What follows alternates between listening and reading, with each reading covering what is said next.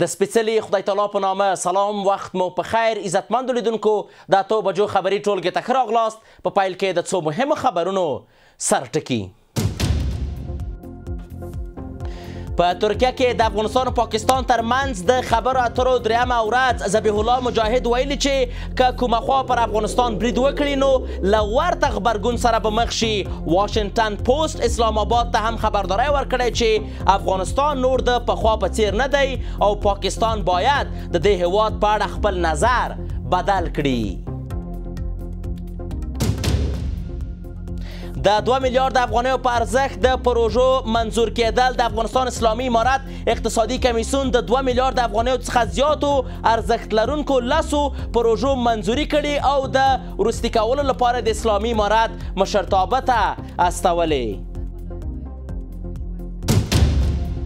او په غزه کې راتلونکي حکومت ته د وسلو په سپارلو د حماس موافقه. د حماس مشر خلیل حیا ویلي چې که چیرې د غزې اشغال پای ته ورسیږي نو دوی به خپلې وسلې په غزه کې راتلونکي حکومت ته وسپاري. بشپړ خبرونه زه یوسف خان لاله یم. واشنګټن پوسټ امریکایي مشهور ورځپاڼې پاکستان ته په خپله مقاله کې د افغانستان په اړه خبرداری ورکړی دی. پاکستان ته ویلي چې افغانستان اوس بدلون کړی، په پخوانۍ سترګه د نه ورته کتل کیږي. ورځپاڼې لیکلي چې افغانستان اوس د پخوا په څیر نه دی او پاکستان باید د هیواد په اړه خپل لیدلوری بدل کړي. د راپور له مخې د سیمې سیاسي او امنیتي واقعیتونه بدل شوي او اسلام آباد باید د کابل سره د تعامل نوی طرز غوره کړي. واشنګټن پوسټ زیاته کړې چې د دواړو هیوادونو اړیکې یوازې د فشار له لارې نشي ښه کېدی، بلکې د متقابل درناوي او خبرو اترو ته اړتیا لري. پر همدې موضوع د بحث لپاره په ژوندۍ بڼه راسره وصل دی د نړیوالو چارو کارپوه ښاغلی عزیز معارض صاحب. معارض صاحب ستړی مه شئ، وخت د بخیر، خپرونې ته هم پخیر راغلی. معارض صاحب، د واشنګټن پوسټ دا څرګندونې د افغانستان په اړه چې ویلي دي چې باید پاکستان خپل لیدلوري ته په ټوله کې تغییر ورکړي، په ټوله کې د څه په معنا دي؟ مننه جناب لاله صاحب. لومړی تاسو ته تخنیکي همکارانو ته لیدونکو سلام او احترامات. ګوره، واشنګټن پوسټ یو ډېره معتبره او با اعتباره ورځپاڼه هم ده او اوس خو په مطبوعاتي سنټر باندې بدله شوې ده، لکه یو تاریخي ارزښت هم لري، سیاسي او ټولنیز هم لري په نړۍ کې. او چې د همیشه راپورونه چې ورکړي دي داسې راپورونه ورکړي چې ځان ډسکریډټ یا بې اعتباره کړي په دنیا کې. دغه واجب نه ده با اعتباره هغه نشته ده. کله چې دا خبره کړې خامخا نړیوال ټول دا اوري، خپله پاکستان دا اوري. مانند پاکستان چارواکو ته، د پنجاب چارواکو ته، عیسائی ته، پوځیانو ته دا لازم نه چې مثلا د بل نه واوري، دا به د سیاسي لحاظه به دا درک کړي. هر شی په تغییر او تکامل کې دی. حمورابي قانون ده، انترسان چې ورته وایي چې زړې پدیدې جای بدلوي نوې پدیدو ته، ځکه دې کې تکامل راځي.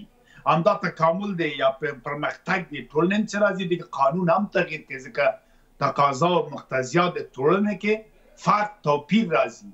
په سیاست کې هم کالیزم فلسفې ته چې موږ وګورو حالات بدلیږي، خپل سیاسونه بدلیږي یا د سیاسونو هغه ستراتیژي پروګرام چې ده حالات بدلیږي، اتومات بدلیږي. یو وخت ګورئ چې کله چې ستر اعلیحضرت احمدشاه بابا هند ته ټکل کاوه حملې ته، پنجابیانو نر و ښځې به په تعظیم ورته ولاړو. داسې حالات وو. یا مثلا یو امر به چې له قنداره پرې وکړ، دوی به په سال ته به اطاعت کاوه، پلای به راتلله، پاکیالي سنګ به راولېږه چې ورسره خبرې ورسره وکړه، ځکه هغه یو ملګرتوب یې له هغه سره و. یا شجاع الدوله نجیب الدوله سره حکومت کاوه، اوس به ورته کاوه. یو وخت د سره هغه چې موږ بمباردوي، بیا حالات تغییر کوي. دا معمولا په دنیا کې دا مسایل شته. یا مثلا یو وخت کې ایران ټول امپراتوري ورته ختمه کړله. نن سبا مثلا حالات فرق کوي. لبنان یو مسله بله هم ده چې دې ته باید فکر ونه کړي. دا مسله د افغانستان ده چې افغانستان پخوانی افغانستان نه ده. دا واشنګټن پوسټ رښتیا وایي. یا مثلا یو فکر ونه کړي چې اتوم لرم او د انرژي لرم او فلانه لرم. ګوره په یو کلي کې به ملک ناست نوکر او چاکر ځکه جایداد هر څه لري، معلومه خواته یو خطش لاس باندې یو بدماش به ګرځي. دا ملک له غره حیا کې ډارېږي. پیږي کامله را باندې وکړله، بیا د کلي بدماشان دی او د خپله بدماش ده بیا د ما دا شان شوکت بنوي. یو بله دا ښایسته که چېرې افغانستان اتوم ودانه لري دلته عسکر او مورال او دا شیان موجود دي نو دا باید په دې فکر نه کړي چې هغه زوړ حال ده د استاد رباني حکومت ته یا ګوره 180 درجې تغییرات د نجیب له حکومت د رباني تر حکومت ته راغله د نجیب په وخت کې دوی څه رقم یو فضا او حالت درلوده حتی په افغانستان کې به چا 10 کلداره په جب کې نسه ګرځولی یو کلداره به نسه ګرځولی له ډاره به حتی په کویټه او د دې خبرونه به چا نسه اورېدلی همدغسې پاکستان کې به ډار و وهم شدید ساعته به اظهارات به نیولي وو په دوران کرښه باندې وو په خپله په کراچۍ اسلام آباد کې او یو عادي الوتکه به چې پورته سوه درېدل که له ایران او چین نه راته حیا به یې نه کوله بهر افغانستانه به یېرېدل ما د استاد رباني په وخت کې چې د افغانستان په منځ کې دوی حتی جنرال امیدګل راغلی د استاد رباني مشاور و مثلا نور قاضي حسین احمد دا بازار تل پنجشیر مارد صاحب که نن د ترکیې د غونډې درېیمه ورځ هم ده جمهوریت درست زما غږ لرئ مارد صاحب اوس غږ لرم بله که نن د درېیمه غونډه هم د درېیمه ورځ ده په بښنې سره د دې غونډې د کابل او اسلام آباد ترمنځ فکر وکړئ که په دې غونډه کې کومې لویې پریکړې وشي تعامل وشي نور هم رسمیت پېژندنې ته لاره هواره شي اړیکې په ټوله کې مثبت او ډېرې عادي شي دغه تصویر به د دواړو هیوادو څخه څنګه وي چې افغانستان او پاکستان تر ټولو ډېر نږدې ملګري دوستان او متحدین ګورې یو خو دا غونډه ما مخکې ویلو دا دوام د دوحې د غونډې ده دا دوی وروستۍ غونډه د افغانستان پاکستان ترمنځ اوس دوی له چې بیا به یې بشپړ هلته کړو یو څو وخت یو بل ته کتل او یا که چېرې نور شرایط تقاضا موجوده وي هغه به په هغه کېږي بارم دلته چون دا مطبوعاتي سوې نه ده خو انګېرنه دلته دي ویل کېږي چې دوه جهته لري یو دا چې پاکستان بعضې شیان غواړي تغییرات راوړي یو هغه د سرحد مسله چې اصلاح سوې ده په هغه باندې ټینګار کوي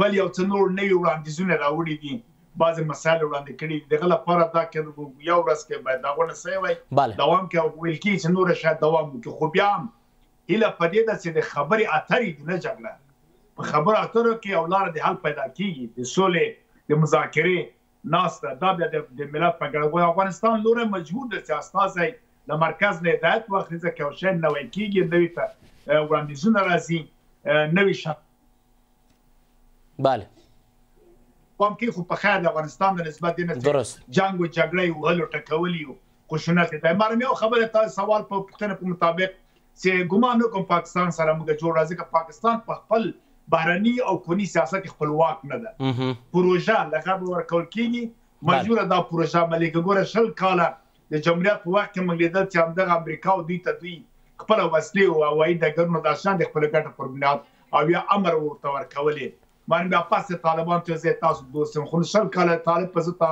د تکامل کاوه یا همدغه سه مختلف ما وخت د رباني دی د اوري مجاهدین راوسل باندې پاسه د خپل دښمنۍ سره کوله اولي ورتو ټانګونه ورسره پیړان کړل وسایل سیستم خراب کړ پاکستان پروژه را پردوی اخلي غرب اخلي هغه ملکی د امدله لپاره دا هیواد جوړ شوی ده ډېره زیاته مننه خپل بودیجه ورسالي واک اختیار پوځیانو سره متاسفانه ملت سره نشي کولی ډېره زیاته مننه مارج صاحب په خپرونه کې ستاسو له حضور څخه نړۍ منندوی یم تاسو مهرباني اوس هم د خبرونو دوام د افغانستان او پاکستان ترمنځ د اوربند د وروستۍ موافقې د ترلاسه کولو لپاره خبرې اترې خپلې درېیمې ورځې ته داخلي شوي دي د اسلامي امارت ویان ذبیح الله مجاهد په دوحه کې د خبرو اترو د لومړي پړاو ترسره کېدل یو مثبت ګام بللی او ویلي دي چې که دوی د مذاکراتو د پاتې برخو پایلو ته انتظار باسي چې په استانبول کې روان دي نوموړي د خبرو اترو له لارې د ستونزو په حل ټینګار کړی خو خبرداری ورکړی چې که چیرې کوم خوا په افغانستان باندې برید کوي نو ورسره به ورته چلند کیږي د افغانستان او پاکستان ترمنځ د اوربند د وروستۍ هوکړې د ترلاسه کولو په موخه خبرې اترې درېیمې ورځې ته داخل شوې د اسلامي امارت ویان ذبیح الله مجاهد ویلي د افغانستان او پاکستان د اساسو د خبرو دویم پړاو په ترکیه کې روان دی او نن یې درېیمه ورځ ده مجاهد د خبرو د لومړي پړاو ترسره کېدل په دوحه یو مثبت ګام بللی او ویلي چې د استانبول د خبرو د پاتې برخو د پایلو انتظار باسي دا ټینګار کړی چې له وخته مخکې تحلیلونه او تفسیري د باور وړ نه دي د افغانستان اسلامي امارت په مذاکراتو خبرو او دیالوګ باندې باور لري او پاکستان سره چې کومه ستونزه په اخرو کې پیښه شوې وه یوازینۍ حل لاره هم دیالوګ او افهام تفهیم ده. همدې خاطر یو پړاو مذاکرات په دوحه کې ترسره شول. هلته بیا ژمنه دا وه چې باقي پاتې خبرې په استانبول کې وشي. اوس هغه دویم پړاو د مذاکراتو روان ده تر اوسه پورې. موږ حکم نشو کولی چې نتیجه به د مذاکراتو څه وي ورلې پرېږدو باید چې غونډې پای ته ورسېږي خپله نتیجه د غونډې راووځي او د ضمن د مذاکراتو یا د جریان د مذاکراتو کې ځینې خبرې چې د پاکستان له خوا نه اورېدل کېږي او ځینې نور تحلیلونه باید یادونه وکړو چې ډېر د باور وړ نه وي. مجاهد زیاته کړې افغانستان یو خپلواک هېواد دی او د خپل دفاع حق او وړتیا لري. هغه وایي د افغانستان تل د نړۍ په ځانګړي ډول له خپلو ګاونډي هېوادونو سره د ښو اړیکو غوښتونکی دی او د ستونزو د حل یوازینۍ لارې خبرې او تفاهم بولي. خو مجاهد خبرداری ورکړی که هر لوري پر افغانستان تیری وکړي ورته ځواب به ورکړل شي. عموما کې افغانستان د هېوادونو سره د رغم د اړیکو غوښتونکی ده، خو که خدای مکه کوم هېواد افغانستان ته په بده وګوري یا زموږ حریم نقض کړي یا هر بل هغه اقدام وکړي چې هغه نامناسب وي د ورته غبرګون سره به مخ کېږي. طبیعي ده افغانستان یو مستقل هېواد ده، د خپل دفاع حق لري او د خپل دفاع وړتیا لري. او پاتې شو داسې د خپلو همسایګانو سره ښې اړیکې غواړي. دا زموږ اصولي دریځ ده او باید دا درک شي. افغانستان له هېچا سره نه غواړي په جنګ کې ښکېل شي او نه غواړي د چا په وړاندې زموږ خاوره استعمال شي.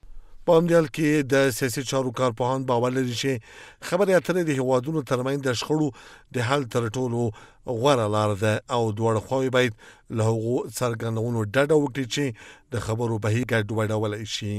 مدیری که وزیر دفاع پاکستان با گفته‌های غیر مترانه خویش تاکید نمود که در صورت ورشکست شدن این مذاکرات پاکستان حاضر است که جنگ تمام عیار علیه افغانستان آغاز بکند که این خود نمایانگر سیاست جنگجویانه و مداخله‌نگر پاکستان علیه افغانستان می باشد.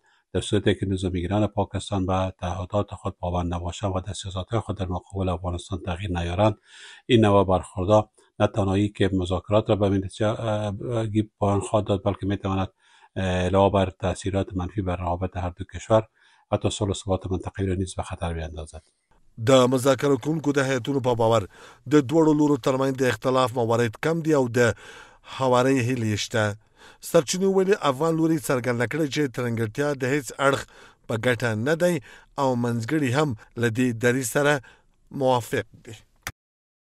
د اسلامي امارت اقتصادي کمیسیون د 2 میلیارد افغانیو څخه زیاتو ارزښت لرونکو لسو پانګونې پروژې تصویب کړې او د اسلامي امارت مشرتابه ته یې د نهایي کولو لپاره استولې. د اسلامي امارت مرستیال ویاند حمدالله فطرت ویلي چې په دې پروژو کې د تخار، جوزجان، خوست، لغمان، کابل او ننګرهار په ولایتونو کې د سوداګریزو تأسیساتو جوړول او په هرات کې د میوه لرونکو ونو د کرلو لپاره د کرنیزو ځمکو جوړېدل شامل دي. له بل خوا د ټولګټو وزارت چې د لومړي ځل لپاره د ډیزل تیلو د ریل پټلۍ له لارې افغانستان ته داخل کړي دي.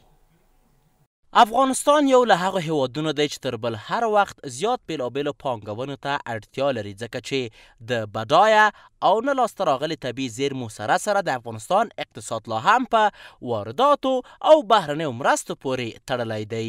تېره ورځ د اسلامي امارت اقتصادي کمیسیون د رئیس الوزرا اقتصادي چارو مرستیال ملا عبدالغني برادر په مشرۍ د هیواد په بیلابیلو ولایتونو کې د 2.240 میلیارد افغانیو په ارزښت 10 پانګونې پروژې تصویب کړې او د نهایي کولو لپاره د اسلامي امارت مشرتابه ته واستولې. د اسلامي امارت مرستیال ویاند حمدالله فطرت ویلي چې په دې پروژو کې تخار، جوزجان، خوست، لغمان، کابل او ننګرهار ولایتونو کې د سوداګریزو تأسیساتو جوړول او د هرات ولایت په ګذره ولسوالۍ کې په 150 جریبه ځمکه کې د میوه لرونکو ونو د کرلو لپاره د ګلدانونو جوړول شامل دي. په دې طرحو کې د تخار ولایت په خواجهغار ولسوالۍ کې د 2 پولیس سوداګریز مارکیټ، د جوزجان ولایت په مرکز شبرغان کې د 15 پولیس سوداګریز مارکیټ، د خوست ولایت په مرکز خوست ښار کې د 10 پولیس سوداګریز مارکیټ، د لغمان ولایت په مرکز مهترلام کې د 15 پولیس مارکیټ، د کابل ښار په 11مه ناحیه کې د 8 پولیس سوداګریز مارکیټ او د کابل ښار په لومړۍ ناحیه کې د 8 پولیس سوداګریز مارکیټ جوړول شامل دي. دغه ډول پانګونې باید وهڅولی شي. په دغه ډول پانګونو کې باید سیمې خلک همکاري وکړي. حاکم نظام باید دغه ډول پانګونو لپاره هغه څه مساعد کړي چې کولی شي دغه پانګونې د تطبیق حالت ته لاړ شي. ځکه په ټولو ولایتونو کې د بیکارۍ کچه ډیره لوړه ده. په ورته وخت کې د ټولګټه وزارت اعلان کړی چې اورګاډی چې 20 واګونه ډیزل تیل بار کړي چې 1120 ټنه وزن لري د خواف هرات ریل پټلۍ له لارې افغانستان ته راورسید. برای نخستین بار 20 واگن تیل دیزل 02 به وزن مجموعی 1120 تن مربوط یکی از شرکت‌های خصوصی می باشد از مسیر خطاان خواف هرات وارد ایستگاه روزنک ولایت هرات گردید. تر دې مخکې د ملا عبدالغني برادر په مشرۍ د ملي تدارکاتو کمیسیون لخوا له 15 میلیارد افغانیو زیاتو ارزښت لرونکو 22 پراختیایي پروژو منظوري ورکړل شوې وه. د خواف هرات ریل پټلۍ د افغانستان یو له مهمو زیربنایي او ترانزیت پروژو دي چې د ایران او مرکزي آسیا له بازارونو سره اړیکې پیاوړې کوي. د ایرنا پر وینا د خراسان والي رضوي زیاته کړې چې د سوداګریزو فعالیتونو سربیره د دې لارې له لارې د ایران او افغانستان ترمنځ د مسافر وړونکي اورګاډي د پیلولو لپاره بحثونه روان دي. عزتمند لیدونکو د 2 بجو خبري ټولګه پر همدې ځای پای ته ورسېده. تر بیا کتو په الله پاک مو سپارم. ښه شپه.